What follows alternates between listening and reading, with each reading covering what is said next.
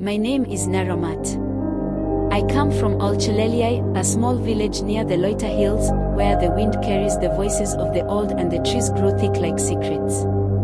I was 19 the first time I thought I was in love. His name was Saronka. He was a Moran from Enkop Nanyori, a village beyond the dry riverbed. He wore his red shuka tight, like a real warrior, and carried a spear carved with 2 snake heads. His face had deep eyes that didn't blink much, and he barely spoke, but when he looked at you, you forgot your own name. I met him during the Olnesha ceremony, when young men become elders. He stood alone near the fire, watching the goats being roasted. While the others danced, he only watched. I should have stayed away. But I didn't. He told me I had the kind of voice that makes spirits jealous. I laughed. I didn't know then how close he was to spirits. We started meeting in secret. Behind the cattle kraal, near the old termite hill, sometimes in the grazing fields when I took the calves out. He gave me a necklace, blue beads with 1 black stone in the middle. He said it would protect me. I wore it every day. But my mother warned me. She said she saw death in his shadow. My uncle said the warriors from Enkop Nanyori were not like us. That they followed the old ways too closely. The dark ways. I didn't listen. One evening, Saronka asked me to visit his hut. Just once, he said. No one would know. I agreed. That night, I told my parents I was sleeping at my cousin's boma. I wrapped myself in my red shuka and ran through the tall grass. The moon was high, and even the crickets were quiet. Saronka met me halfway and held my hand the rest of the way. His hut was at the edge of his village, next to the forest. Strange choice, I thought. Most huts are close together. He stood alone, like it didn't belong. We entered. There was no fire. Just a strange smell, earthy, like something old and wet. The walls were covered in animal skins. Some I didn't recognize. He lit a small lamp. The flame was green. I asked why. He said it was from herbs his grandfather left him. He gave me honeyed milk and told me stories of the spirits who live beneath termite mounds. He said they walk like people but don't speak.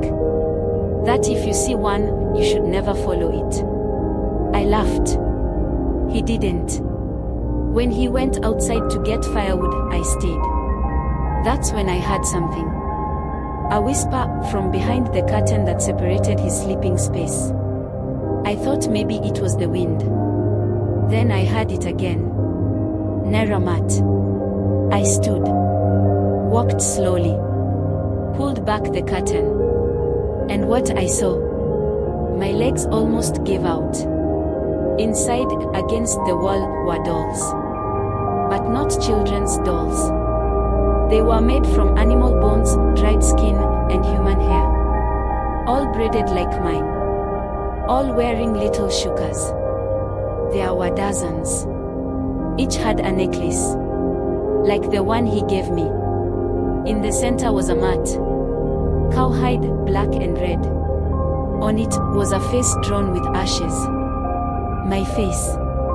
And around it were small jars filled with things. Fingernails. Beads. Teeth. I backed away. The door creaked. Saronka stepped in, smiling like nothing was wrong. You weren't supposed to look yet, he said. My mouth was dry. I asked what it was. He said, these are my wives. I ran. He didn't chase me. He just stood there, whispering something I couldn't hear. I didn't stop until I reached my village. My mother saw my face and didn't ask questions. She just brought the libon. They said I was lucky. That the spirits didn't choose to keep me. When we returned to Saronka's hut with the elders, it was gone. Not empty. Gone. No hut. No ash. No mark on the ground. like it had never been there. And no one in Enkop Nanyori remembered him. They said no man named Saronka had lived there for years. But I still have the necklace. I tried to throw it away. It came back. Twice. Now I keep it in a gourd buried under cow dung near the goats. And every so often, when I pass by that place where the hut once stood, I see dolls in the bush, watching. And one of them has my face. I tried to forget what I saw. I truly did. But some things stay under your skin. They follow you, like a shadow that moves even when there's no light. After that night, nothing was the same.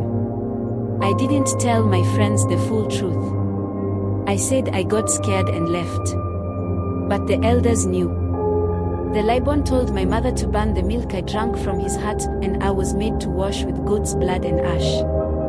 Still, strange things began happening. My dreams changed.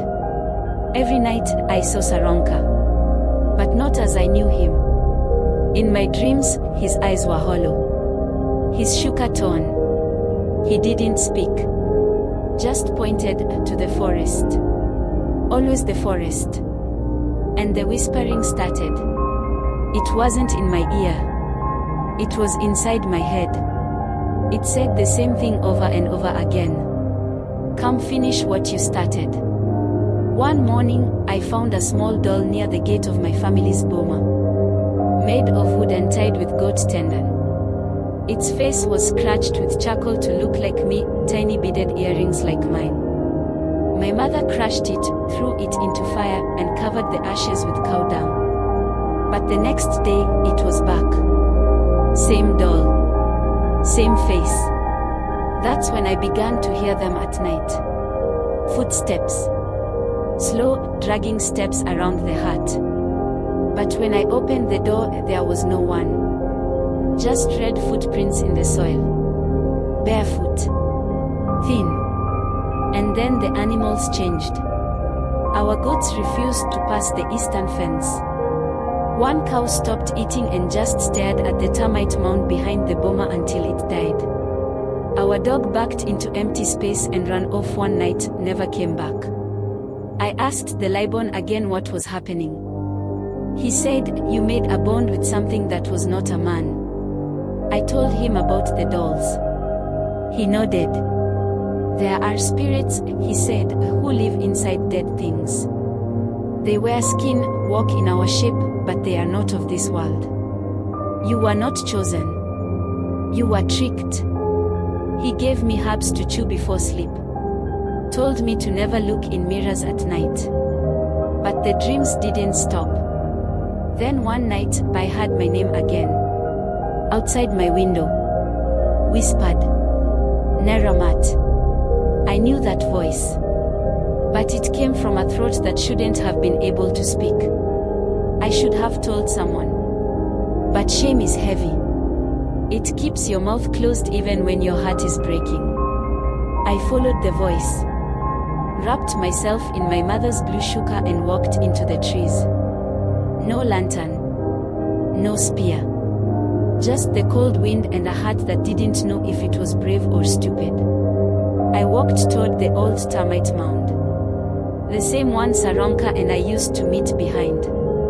The one where kids were told not to play near. There was something on it. A doll. Larger than the others. Its chest was hollowed out, and inside it, my necklace. The blue one with the black stone.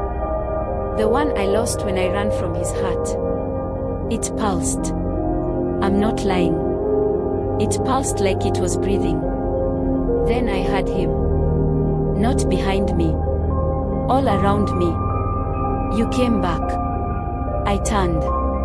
There he stood. But his face was wrong. Too smooth. Like it had been stretched. His eyes didn't blink. His shuka didn't move with the wind. And his voice came like thunder whispered through broken wood. I froze. He stepped forward, barefoot, leaving no prints. Then he said something that chilled me worse than any cold. The others left too. But I found them. He pointed to the trees.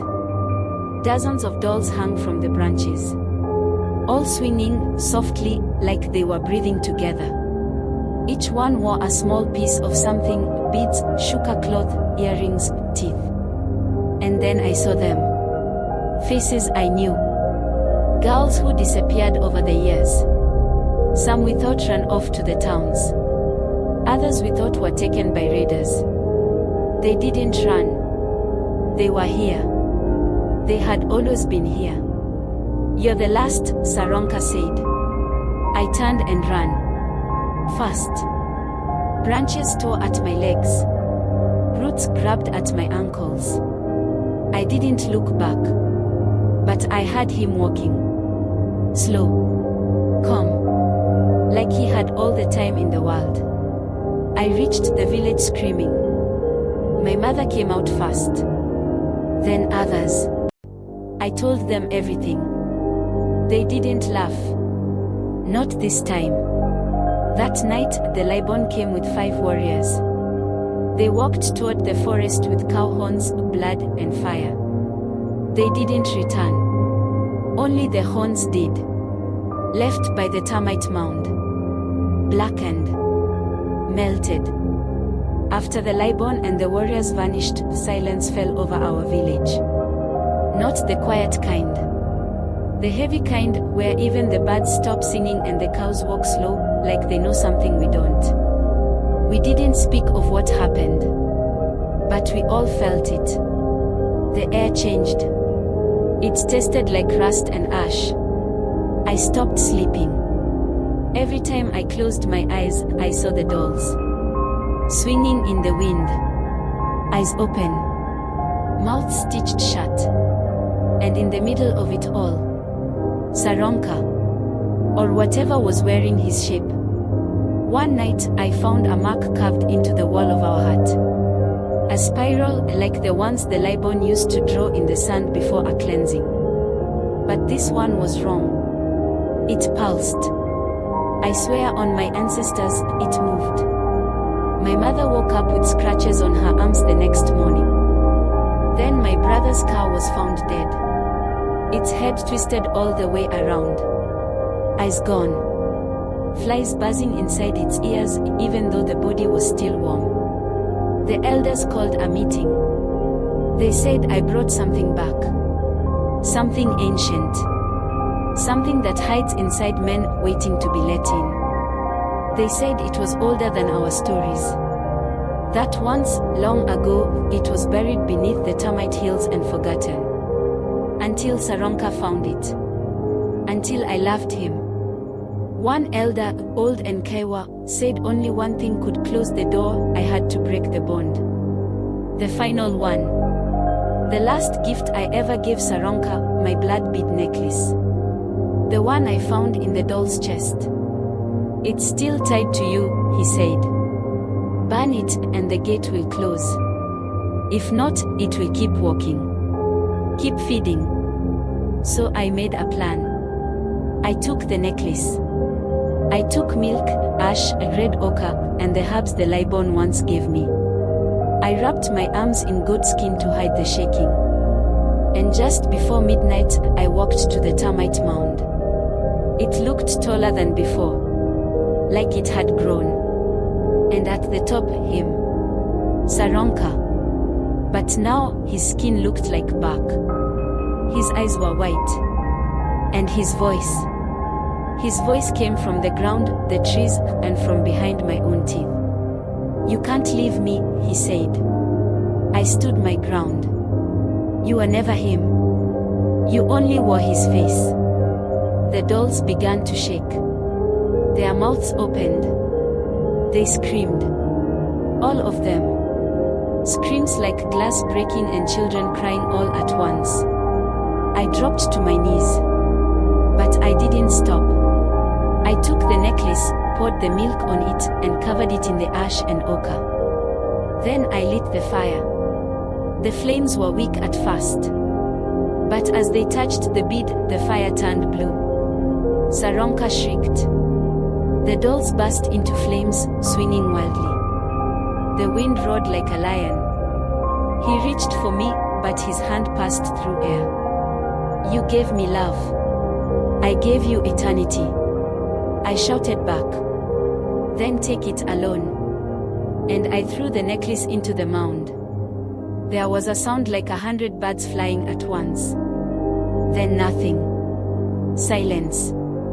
Just the crackle of fire and the smell of wet earth. When I opened my eyes, he was gone. The dolls, gone. The mound collapsed. And above me, the sky was clear. For the first time in weeks. Aftermath. It's been 2 moons since that night. The village is quiet now. No more footprints. No more whispers. The animals have returned to normal. But I haven't. I still carry the scar from where the fire touched my hand. It burns sometimes, especially when I pass termite mounds. I still see Saronka in my dreams. Only now, he's quiet. Watching. Waiting. They say I was brave. But I don't feel brave. I feel changed. Because when you love someone who's no longer human, you give them a door.